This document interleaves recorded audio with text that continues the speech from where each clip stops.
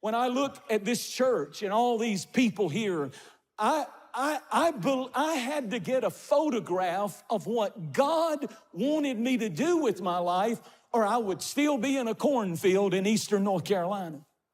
Nothing wrong with a cornfield in eastern North Carolina. That's a good place to start for what God had for me. I love that. But what I'm saying is, I began to catch glimpses of what God could do if I would just believe Him. And it all begins with a picture. You got to see yourself beyond where you are. The power of a picture. Get in, go down to the enemy's camp and listen to what they are seeing and what they're saying. They're more afraid of you than you realize. You are a mighty man of valor. You've got to see yourself as a good dad. You've got to see yourself. Just because you never had one doesn't mean you can't be one. You've got to see yourself as a blessed family. My family is not cursed. My family is not just going to suffer trials and tribulations. I call down the blessing of Abraham on my family, and I see my family blessed. Give God a praise if you believe it. The children of Israel, here's the point. God let them bring those grapes back from Eshcol to get a picture in their minds of all the people who didn't see it. Oh, if I want that now. Because God works through pictures. Get a picture of yourself free from alcoholism if you're addicted to it. Get a picture of yourself free from depression.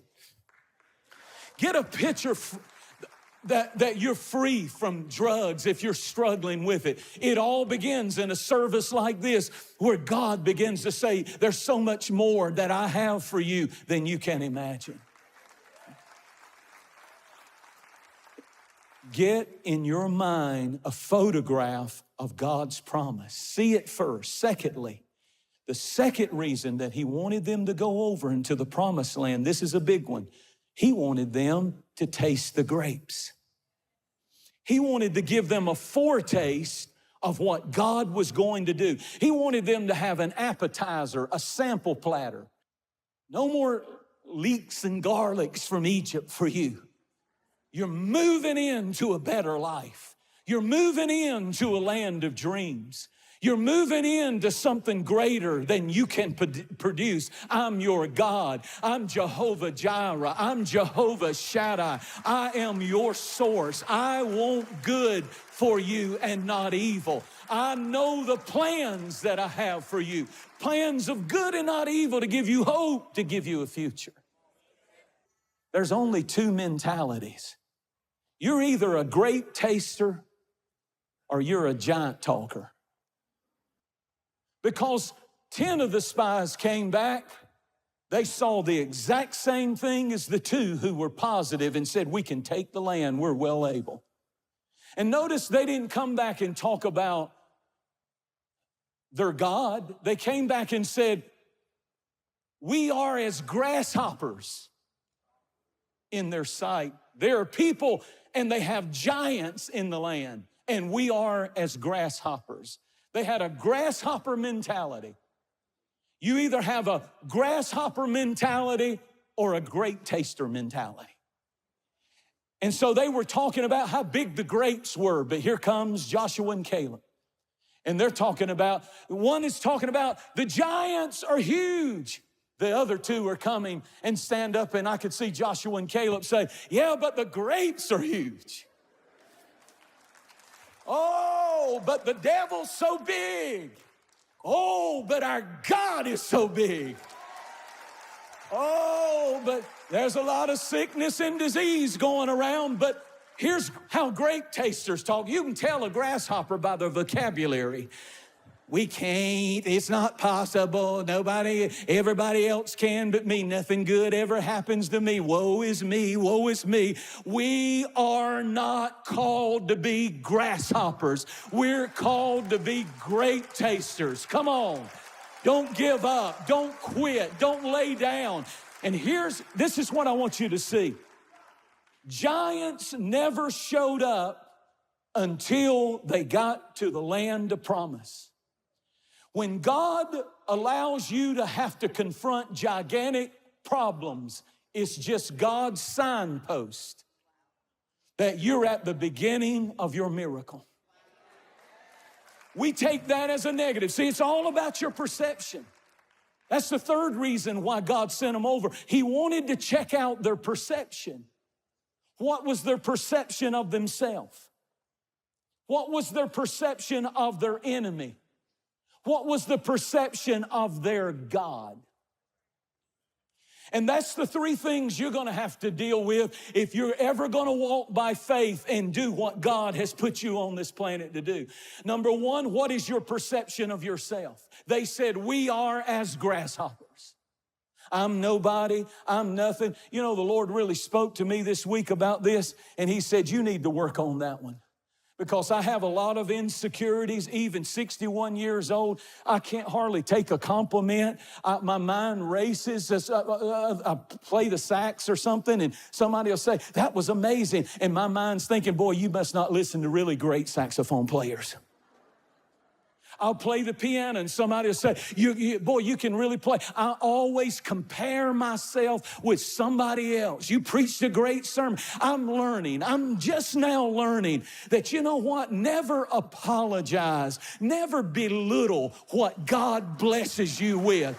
It may not be as good and as great as, but I'm not a grasshopper, and what I do, nobody else can do just like me. And so I think I'll just be me and God, and we can do all things through Christ who strengthens us. I need you to give God a praise.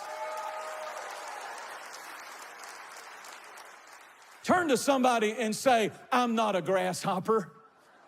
I'm a great taster. My goodness, young people, when you meet somebody, don't give them a little dead fish handshake. Don't even know how to shake. I mean, grab that hand like a cowboy. Grab that hand like a man. Grab that hand firm. Look them right in the eye. Not over here, not over there. Look them straight in the eye and say, I know who I am. I know who my God is. I know that the one in me is greater than he that is in the... If God be for us, who can be against us? God's not about you always... Listen, I believe in humility, but humility is not putting yourself down. Humility is lifting God up in your life and giving Him all the glory. And there's a difference between humility and just belittling yourself. Grasshopper complex.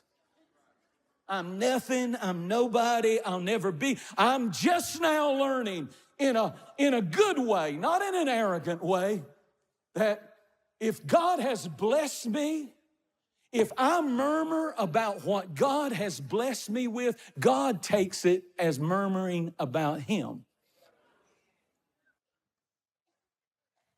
I want you to understand that grasshoppers see obstacles, but great tasters see opportunities. Grasshoppers see sickness and disease, but great tasters see healing and long life. Grasshoppers have slave mentality. Great tasters have sonship mentality. Grasshoppers talk like victims, but great tasters talk like victors. And you can always tell a grasshopper by how they talk. Turn to somebody and say, I already know what you are. Tell them, you're not a grasshopper, so stop talking like one. That's what I'm trying to preach here. Get a photograph from God of who you are and why you're here, and don't belittle yourself. Maybe you're not as talented as somebody else and this and that, but you know what? God uses people who say, I believe in myself, I believe in God, and I'm not going to brag on the devil. I'm going to brag on God and His ability. Quit going around lally-gagging in the muddy grubs. You are talking, well, I'm old now, nobody cares about. Shut up, grasshopper. Become a great taster and say, I'm older now. I'm going to get to enjoy all the stuff I've worked so hard. I'm going to go play golf one day. I'm going to go out. I'm going to have myself a time. I'm going to grow me a gray beard.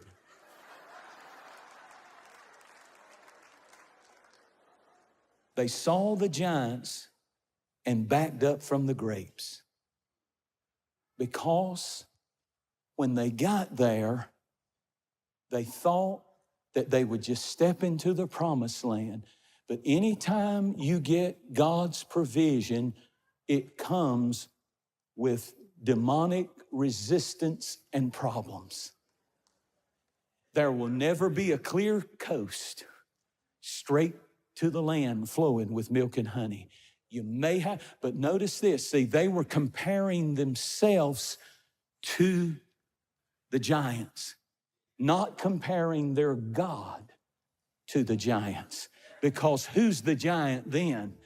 God is greater and they are weaker.